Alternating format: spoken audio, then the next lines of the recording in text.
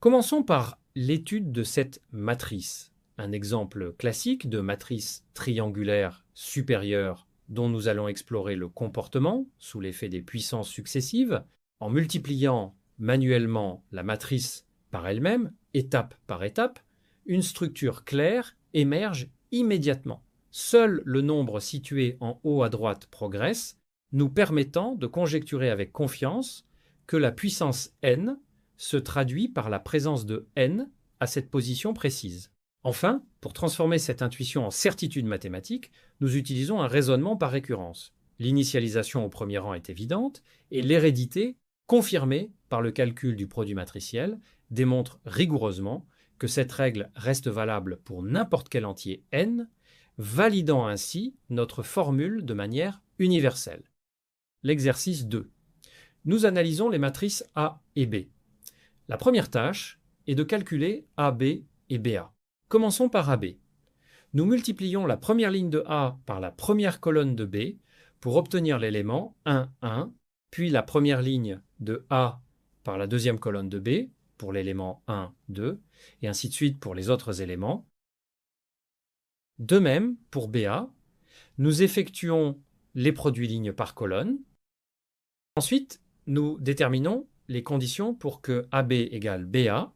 En égalisant les éléments correspondants des deux matrices, nous déduisons que les conditions nécessaires sont B égale 0 et C égale 0. Passons à l'exercice 3, où nous allons analyser ensemble le calcul des puissances de matrice. Nous commençons par un cas direct avec la matrice diagonale M, dont l'élévation à la puissance n se propage intuitivement sur la diagonale principale. Le cœur de notre sujet se concentre ensuite sur la matrice triangulaire n. En observant les premiers résultats de n carré et n cube, nous allons dégager une tendance logique pour formuler une conjecture avant de la verrouiller définitivement par une démonstration par récurrence complète de l'initialisation jusqu'à la conclusion finale. Dans l'exercice 4, nous mettons d'abord en pratique le produit de deux matrices de dimensions complémentaires pour ensuite analyser l'impact de la transposition, ce qui nous permet de vérifier de manière empirique la célèbre identité algébrique selon laquelle la transposée de B est égale au produit de la transposée de B par la transposée de A, en inversant l'ordre des facteurs. L'exercice 5 nous amène à étudier la matrice pleine de 1, notée J, une structure remarquable dont le carré révèle immédiatement une relation de proportionnalité avec elle-même. Cette observation nous sert de base idéale pour déployer une démonstration par récurrence limpide, établissant ainsi une formule générale pour J puissance n valable pour tout entier supérieur ou égal à 1. Allez, on s'attaque à la correction de cet exercice 6. On commence par la première question avec le calcul de A fois B.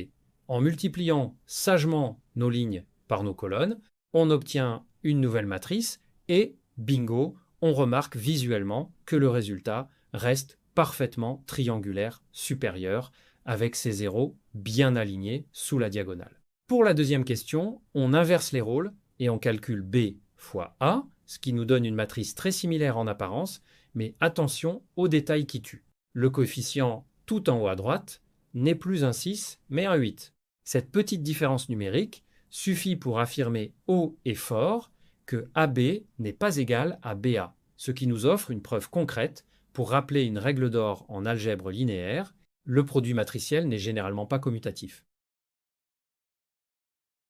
Exercice 7, on a besoin de la transposée de A, qu'on obtient simplement en basculant les lignes en colonne. À partir de là, on calcule notre matrice S en additionnant A et sa transposée, le tout divisé par 2. On observe d'ailleurs immédiatement que le résultat est parfaitement symétrique par rapport à sa diagonale principale. Ensuite, on applique la même logique, mais avec une soustraction pour trouver la matrice R. Et là, c'est la signature classique d'une matrice antisymétrique.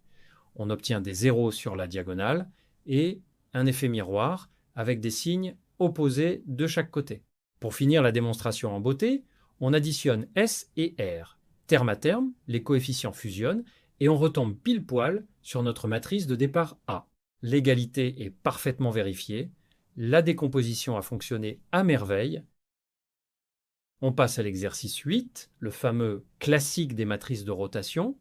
En multipliant nos deux matrices, on obtient une grosse expression trigonométrique qui se simplifie instantanément grâce aux formules d'addition. Le produit donne directement la matrice de rotation d'angle θ plus alpha. Pour la suite, la commutativité coule de source. Comme l'addition des angles commute, l'ordre des matrices n'a aucune importance. Géométriquement, c'est super logique. Enchaîner deux rotations donne le même résultat final, quel que soit l'ordre, les angles s'additionnent tout simplement.